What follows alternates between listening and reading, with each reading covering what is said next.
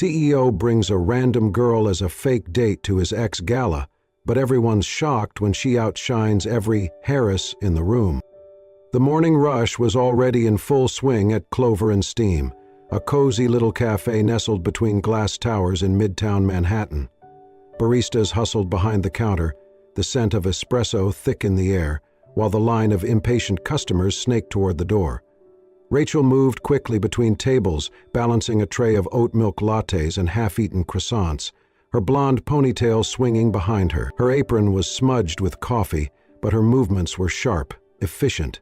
She had been up since 5. Again. At table 3, a man in an overpriced coat was snapping his fingers in irritation. "I said no foam," he barked at a younger barista, a girl barely out of high school, who flinched under his gaze. "Do you even understand English?" The girl mumbled an apology, shrinking into herself. Rachel heard it from across the room. She set down her tray and walked over. "Is there a problem?" she asked, her tone calm but firm. "This," the man gestured with disgust at his cup, "is not what I ordered, and if your staff cannot follow basic instructions, then perhaps you'd be more comfortable at the 5-star restaurant down the street," Rachel interrupted, folding her arms. "We serve coffee, not ego." The man's face reddened. "Who do you think you are?" "I'm the one telling you to stop harassing my coworker," she said, "and if you want your coffee remade, ask like a decent human being. Otherwise, there's the door." Silence swept over the cafe. A few customers turned in their seats, quietly watching. The barista behind Rachel stared at her, like she had just been handed a sword. Then a voice cut through the tension. "You just cost your job." Rachel turned to find a tall man in a tailored coat standing by the counter, coffee in hand, eyes cool and unreadable. He was sharply dressed, effortlessly composed, and unmistakably out of place in a cafe like this. "And who the hell are you?" she shot back, jaw tight. The man took a slow sip of his espresso. "Tyler Crane." Rachel blinked, as in Crane Capital, as in Wall Street's youngest shark in a 3-piece suit, as in the guy on the cover of Forbes last month. She straightened slightly. "Well then, Mr. Crane, I suppose your morning just got a little more entertaining." He smiled, just barely. "Or enlightening," she arched an eyebrow. "You're really going to get me fired for defending someone?" "No," he said, stepping closer, "but most people in your position would have kept their head down. You didn't." Rachel shrugged. "Then I guess this place doesn't deserve anyone who has a backbone." Tyler looked at her for a long moment. "What's your name?" he asked. She hesitated. "Rachel." He glanced down at his watch, then back up. "Rachel, how would you like to make $1,000 for one night?" She blinked.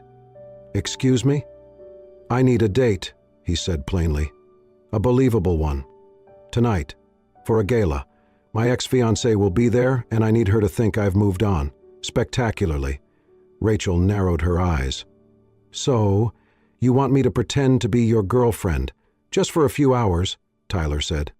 "You show up, look stunning, pretend you adore me, and then walk away $1,000 richer. No strings, no weird expectations." She stared at him. "Why me?" "Because you're the only person I've seen today who doesn't give a damn who I am." She let out a short laugh. "That's because I didn't know. Still doesn't change the fact that this is insane." "True," he said, "but I'm offering cash, a designer gown, and 5-star food. Worst case, you get a story to tell. Best case," he trailed off with a shrug. Rachel bit her lip. She had rent due. Her roommate had just moved out, and the idea of crashing a billionaire gala dressed to kill had its own strange allure. After a long pause, she said, "Fine, but I want dinner before the show." Tyler smiled, the first real one she had seen from him. "Deal." And just like that, the girl who poured coffee in the shadows stepped into a spotlight she never saw coming. The next afternoon, a black town car arrived outside Rachel's apartment. She stepped in, feeling both underdressed and overcommitted. She kept reminding herself it was just one night, just a favor, just a paycheck. The car whisked her to a luxury showroom in Soho, where she was immediately greeted by a flurry of assistants. Stylists, designers, and personal shoppers buzzed around her like a small army, already armed with mood boards and fabric swatches. Tyler arrived 10 minutes later, calm and unreadable, giving a curt nod before motioning her toward the racks of gowns. Rachel paused before one deep emerald dress with subtle beading, her fingers grazing the fabric. "Try that one," Tyler said behind her. She didn't respond, but took it anyway. In the fitting room, she emerged minutes later, tugging at the waistline. A stylist adjusted the hem, while another handed her diamond earrings and a matching bracelet. When she turned to look at herself in the mirror, she barely recognized the woman staring back. Tyler stood behind her, arms crossed, saying nothing. His eyes scanned her with clinical precision, until they didn't. For a flicker of a second, his gaze softened. He caught himself almost immediately, straightening his posture. Rachel noticed. "What?" she asked, half smirking. "Nothing," he said. "It'll work." She gave him a look, then gestured toward the glittering earrings on the tray nearby. "I'm not wearing those," she said. Tyler raised an eyebrow. "They're Van Cleef. I'm not walking into a room full of billionaires wearing something that could pay off my student debt twice over," she replied. "I'm just a prop, remember?" That silenced him. One of the assistants laughed nervously, then turned to Rachel with a polite smile. "Would you like to sit for etiquette coaching now?" Rachel rolled her eyes, but followed her to a small lounge where a former diplomat's wife began schooling her on posture, cutlery, and conversational neutrality. But halfway through the session, the woman paused, blinking in surprise. "Where did you study international relations?" she asked. Rachel blinked. "I didn't. But you just referenced the Doha Round and the UNCTAD report. Most people in finance don't even know what those are." Rachel froze for a fraction of a second, then smiled politely. "I read a lot." From across the room, Tyler narrowed his eyes, listening. Later, as the stylist tested hairstyles on her, Rachel casually muttered something about capital structure models and yield curves while scrolling on her phone. Tyler, seated nearby reviewing emails, looked up slowly. "Where did you learn that term?" Rachel glanced at him, the corners of her mouth twitching. "Google." "Right," he said, unconvinced. But she said nothing else, letting the silence swallow the moment. The transformation continued. Makeup, shoes, clutch, voice modulation coaching. By the time the sun dipped behind the Manhattan skyline, Rachel stood poised in front of the floor-length mirror in a midnight blue gown that shimmered with every breath. Tyler walked up behind her again. "You sure you're ready for this?" She didn't look at him. "I've waited tables for 5 years. I can handle rich people pretending to be nice." He almost smiled again. Almost. And somewhere between the diamonds she refused and the secrets she deflected, the man who brought her in as a decoy began to suspect he was the one out of his depth. The ballroom shimmered like a dream carved out of gold and glass. Chandeliers hung like constellations above them, lighting the sea of evening gowns, champagne flutes, and designer labels. The guests moved like dancers in slow motion, smiling too perfectly, laughing too carefully, always watching. Rachel stepped through the grand doors on Tyler's arm, transformed. Her midnight blue gown clung to her like it belonged there. Her blonde hair swept into a soft twist, framing her face like something out of a film. Yet, beneath the elegance, she carried herself with an unshakable authenticity. It was not the dress that made people stare. It was her. Tyler walked beside her, sharp and unreadable in his black tux, but his hand hovered just slightly closer to hers than before. Heads turned as they entered. People whispered. Some stared with veiled curiosity, some with jealousy, but none as sharply as Vivian Lancaster. Standing near the champagne fountain in a silver couture dress, Vivian spotted them instantly. Her eyes narrowed, her lips curled into something between a smirk and a sneer. She was stunning. Perfect posture, perfect poise, and the kind of old dunny confidence that only came from generations of never hearing the word no. "Well, well," she said smoothly, approaching them. Her entourage of heiresses trailed behind her like silk shadows. "Tyler, I did not know you were bringing entertainment tonight." Rachel smiled politely, unfazed. "Lovely to meet you too." Vivian didn't miss a beat. "And what do you do, darling, aside from accessorizing millionaires?" Rachel tilted her head, voice honey smooth. "Mostly I study patterns of socioeconomic shifts in post-recession markets, but I dabble in accessorizing." Vivian blinked. The group behind her fell quiet. Tyler's eyebrow twitched. "I'm sorry," Vivian said with a laugh too sharp to be genuine. "That's a rather ambitious answer for someone who, I assume, is more familiar with latte art than economic theory." Rachel's smile widened just a touch. "Actually, I find latte art a fascinating metaphor for micro-level consumer behavior. Ephemeral, intricate, and completely subject to human mood. Sort of like hedge funds." A beat of silence followed. One of Vivian's friends coughed. Tyler glanced sideways at Rachel, his expression unreadable. Vivian recovered with a tight laugh. "Clever. But let's be honest, dear. This isn't really your world." Rachel stepped a fraction closer. "You're right. This isn't my world. But from where I'm standing, your world doesn't seem particularly hard to understand. Expensive shoes, thin smiles, and a chronic fear of irrelevance." Vivian's jaw tightened. Tyler turned fully toward Rachel, watching her now, not just with curiosity but with something dangerously close to awe. A man approached, one of the senior partners from a banking firm, offering Tyler his hand and glancing at Rachel with interest. "Care to introduce us?" Tyler opened his mouth, but Rachel stepped forward with calm confidence. "Rachel, pleasure to meet you, Mr. Baring. I've read your recent statement on ESG investment trends. Bold stance on sustainable returns, though I'd argue your third quarter projections were overly optimistic considering current energy sector volatility." Baring laughed, clearly impressed. "Well, someone's done their homework."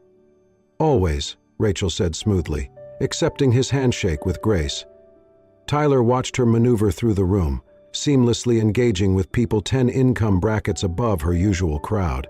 She spoke with poise, grace, and a quiet fire that refused to shrink in the face of privilege. Later, as they stood by the gallery of rare art acquisitions, Tyler leaned closer. "You said you were just a barista," Rachel sipped her champagne. "I never said just." "And you know about ESG reports and sector volatility?" "I read," she said simply. He studied her for a moment. "Who are you, Rachel?" She looked up at him, eyes calm but guarded. Someone who knows better than to show all her cards at once. He smiled, genuine, rare. In that glittering room of legacy names and diamond-draped illusions, Rachel had not just held her own, she had quietly, effortlessly outshone them all. Tyler stared at the monitor, the search results lined up in front of him like pieces of a puzzle he had not known he was solving. Rachel Crossman, not Rachel Carter, the name she had given at the gala. Crossman. His fingers hovered above the keyboard, the name triggering a faint memory, then clarity struck like lightning. Victor Crossman. The name was legendary in investment circles, a financial prodigy turned pariah. 10 years ago, Victor had headed one of the most respected private equity firms on the East Coast, until he backed out of a hostile merger with Lancaster Holdings at the last minute. Weeks later, a scandal erupted, insider trading, market manipulation, regulatory breaches that had come from nowhere. His empire crumbled overnight. No charges ever stuck, but his reputation was annihilated. He disappeared from the public eye soon after, and now, his daughter was serving coffee 3 blocks from Wall Street. Tyler leaned back in his chair, the silence of his office pressing in. Everything about her, the sharp wit, the command of financial language, the guarded look in her eyes, it all made sense now. He stood and picked up his phone. Rachel arrived at his office that evening wearing jeans, an old gray hoodie, and a guarded expression that matched the chill in her eyes. The glint of city lights reflected in the glass walls behind her as she stepped inside, clutching her backpack like a shield. She had not expected to hear from him again so soon, not after the gala. not after the look in his eyes when she had left the ballroom and all its ghosts behind. "You wanted to see me?" she asked, crossing her arms. Her tone was neutral, but her posture spoke louder. Tense, wary, ready to bolt. Tyler stood near his desk, hands in his pockets, his face unreadable. He nodded once, motioning her in. "Come in. Close the door." She obeyed, hesitantly, the air between them thick with something unspoken. His voice was calm when he finally spoke, almost too calm. "I ran your name," he said. "Your real name." Rachel's breath caught. For a moment, she didn't move. Then slowly she pushed the door shut behind her. Her back leaned against it for support. "I know who your father was," Tyler added, quieter now. "Victor Crossman." Her jaw tensed. No denial, no protest. Just a long, slow breath as she looked away toward the towering skyline outside the window. "So now you know," she said, voice barely above a whisper. "Why hide it?" he asked, stepping closer, not accusing, just searching. Rachel turned to him, her eyes clear but tired. "Would you have brought me to the gala if I had told you I was a crossman?" Tyler paused, honesty flickering in his expression. "Probably not." "Exactly." Her arms wrapped around herself as she crossed the room to the window. That name used to mean something. It opened doors. People smiled when they heard it. Then one day, it started closing every one of them. Fast. She stood in silence for a moment, then added, "After the scandal, my father lost everything. His firm, his reputation, our home. We went from penthouses to basements in months. And he never really got back up." "Because of the money?" Tyler asked softly. "No," Rachel said, shaking her head. "Because of the betrayal. He trusted the people he thought were allies, business partners, friends. They used him as a shield, made him take the fall. The same people you probably play golf with on weekends." He stayed quiet, absorbing that. Rachel turned back to him. "I'm not trying to reclaim anything. I'm not here to fix the past or clear a name that no one cares about anymore. I just want to survive, quietly, without being pulled into a world that chews people up and spits them out." Tyler didn't argue. He didn't offer pity. He just walked over to his desk, opened a drawer, and pulled out a small envelope. She eyed it cautiously. "What's that?" "Dinner," he replied simply. She opened it. Inside was a reservation card, handwritten, with her name. A quiet rooftop bistro. No event, no cameras, no performance. Her brows furrowed. "Why?" He looked at her, his voice gentler now. "This isn't about the gala. It's not about appearances or headlines. I just want to know you. No games, no pretending." For the first time that night, Rachel faltered. Something in his voice, steady, vulnerable, broke past the walls she had spent years rebuilding. Her chest tightened. She wasn't used to people wanting her for anything but her history or her usefulness. But now, she nodded slowly, the weight of the moment sitting carefully on her shoulders. "I'll come," she said. "But I'm not the girl you think I am." Tyler met her gaze without hesitation. "Maybe you're more." And in that quiet, window-lit room, for the first time since stepping back into the world that had taken so much from her, Rachel let herself believe, if only for a moment, that she might not have to face it alone. The deeper Tyler dug, the uglier the truth became. Cross-referencing internal documents, investment trails, and off-the-record conversations, he and Rachel unearthed a web of shadow entities, shell companies, fake subsidiaries, and consulting contracts that all pointed back to one name: Lancaster Holdings, Vivian's family. They had orchestrated the collapse of Victor Crossman and profited from it. "Maybe he gutted his firm," Rachel said, scrolling through a tablet at Tyler's apartment. "Then buried him in fake accusations and walked away clean. They used my father as a scapegoat." "They did more than that," Tyler said, leaning over her shoulder. "They made sure he could never fight back." He looked at her. "But we can." They spent weeks laying the groundwork. Rachel analyzed financial filings, investor reports, and leak patterns. Tyler used his connections to map out the structure of Lancaster Holdings, who pulled the strings, And when? The target. A high-stakes shareholders gala where Vivian's father would unveil a major merger opportunity, a facade for another asset raid. But this time, Tyler and Rachel would be ready. The plan was bold. Rachel would pose as a financial journalist to gain access to a confidential pre-gala briefing where the company's CFO, Grant Niles, would present sensitive data. The goal? Get into his unlocked phone, extract proof of collusion, and expose the paper trail connecting back to the Crossman collapse. "You'll have 3 minutes max," Tyler warned. "If they catch you—" "I know," Rachel said, "but I'm done being afraid." The Lancaster Tower was all glass, steel, and arrogance. Rachel entered the private lounge where the pre-gala meeting was being held, dressed in a tailored blazer and heels that clicked with confidence. Her press badge read Claire Weston, Financial Pulse, a name borrowed from a defunct blog Tyler's legal team had revived for this very moment. Inside, executives chatted over cocktails, exchanging empty pleasantries while power shifted in invisible tides. At the far end of the room, Grant Niles sipped whiskey, scrolling through his phone. Rachel moved carefully, joining a small conversation circle. She made subtle eye contact, smiled, let herself drift closer to him. When he set his phone down to refill his glass, she made her move. Sliding it from the table, she turned her body slightly away and activated the data siphon Tyler had installed in a modified flash drive. 2 minutes, she muttered to herself, heart pounding. "Miss Weston, is it?" a voice said behind her. She turned to see a middle-aged VP eyeing her curiously. "I don't believe we've met. What publication are you with again?" Rachel forced a smile. "Financial Pulse. We specialize in trend analyses and merger impact forecasting." The man blinked.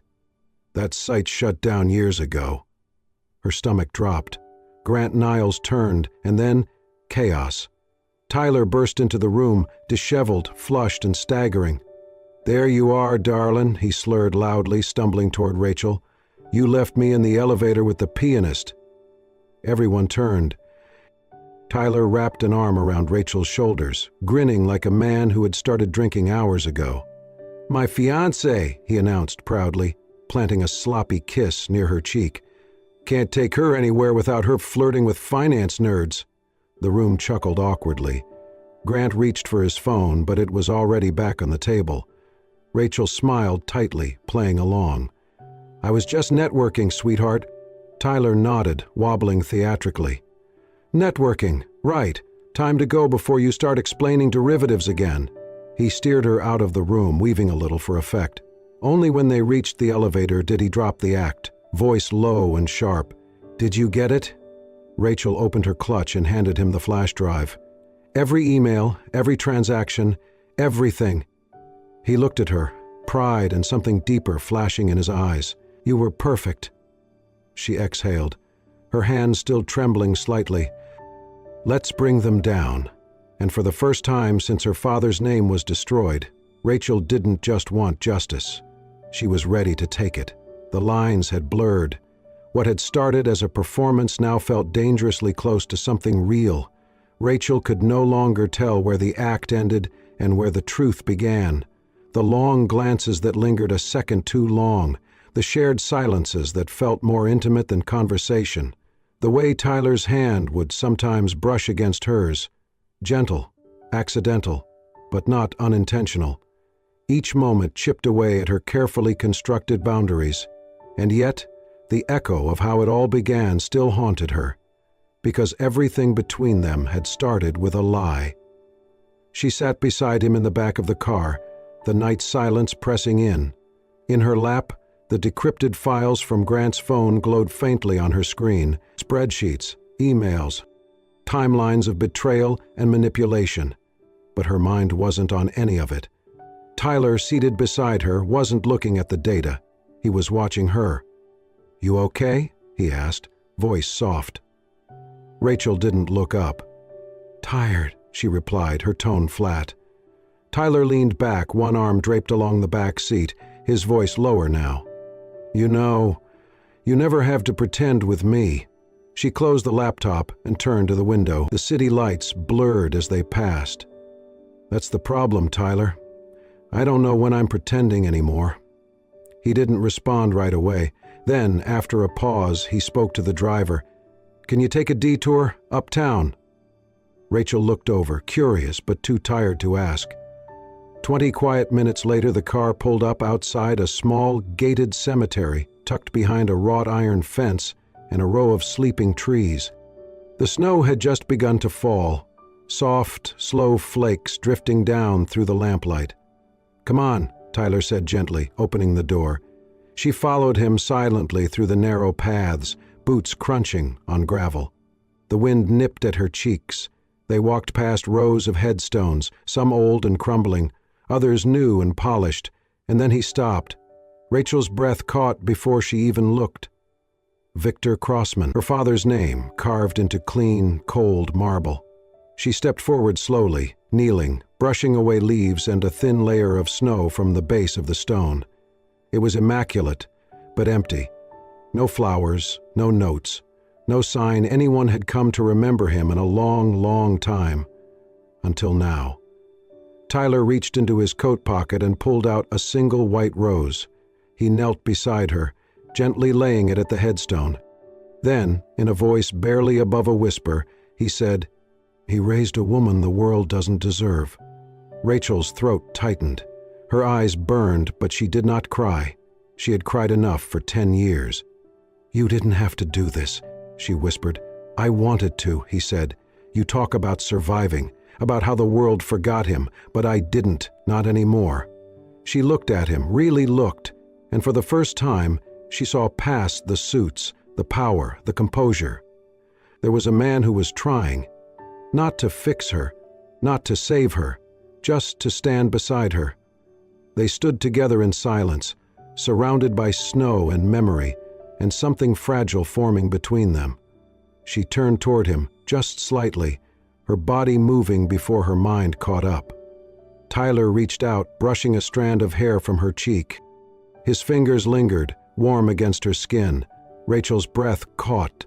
Their eyes met, and the world went still. He leaned in, slowly, carefully, giving her every chance to stop him. Their faces were inches apart. She could feel his breath, warm in the winter air. Her heart pounded once, twice, and then she pulled back. "I can't," she whispered, voice breaking. Tyler blinked, confused but respectful. "Rachel." She stepped away, hugging her arms tightly to her chest. "I've already lost everything once," she said, not looking at him. "If I let this be real and then lose it too—" He didn't move, didn't argue. He simply nodded, the faintest shadow crossing his face. They left the cemetery in silence, walking side by side but miles apart. Nothing had broken, but everything had shifted. Something fragile had been uncovered between them, real and raw and terrifying, not erased, just waiting for one of them to be brave enough to reach for it again. The Lancaster Annual Shareholders Gala was the kind of event where secrets wore tuxedos and corruption drank champagne. Held in a grand hall lined with gold accents and crystal chandeliers, the room buzzed with powerful people exchanging pleasantries laced with silent calculations. Rachel walked in quietly, unnoticed at first, dressed in a sleek black gown, her hair pulled back in a soft wave. She scanned the room, trying to slow her heartbeat. Tyler had told her to come, but not why. All he said was, "Trust me." Then the MC called her name. "Tonight we have a special guest speaker, someone who represents the next generation of financial ethics and resilience. Please welcome Rachel Crossman." The room froze, heads turned.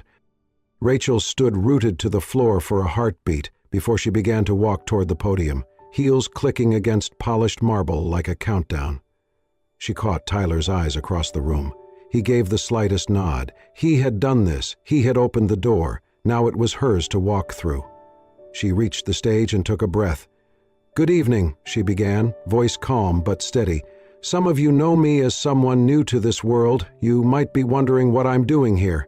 Let me answer that." She looked out across the sea of tailored suits and pearl necklaces. "My name is Rachel Crossman. I am the daughter of Victor Crossman."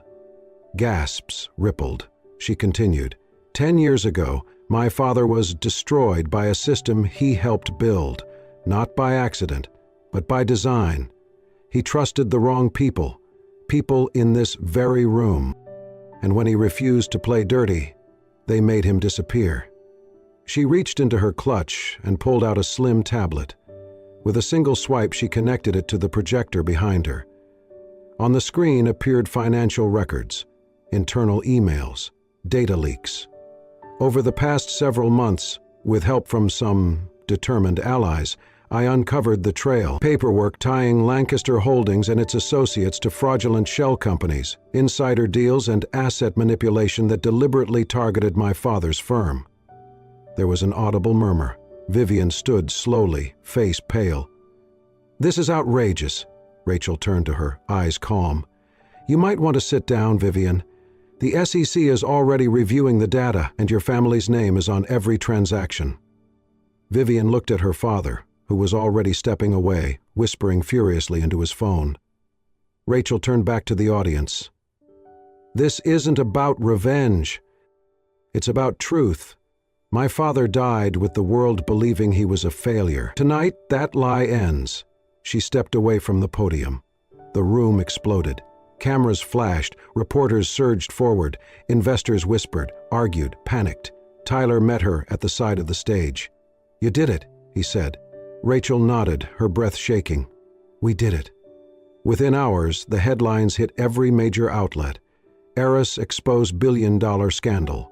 Lancaster Holdings under federal investigation. The stock dropped by 12% overnight. And Rachel Crossman was no longer just the girl from a coffee shop. She was a storm the world had underestimated and remembered.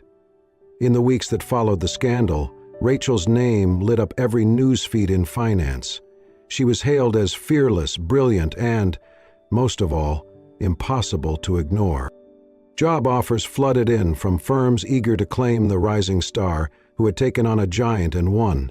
She declined them all. Instead, she spent time in quiet reflection, rebuilding her peace, mourning her father in a way she never had time for, and trying to understand what it meant to finally be free of hiding.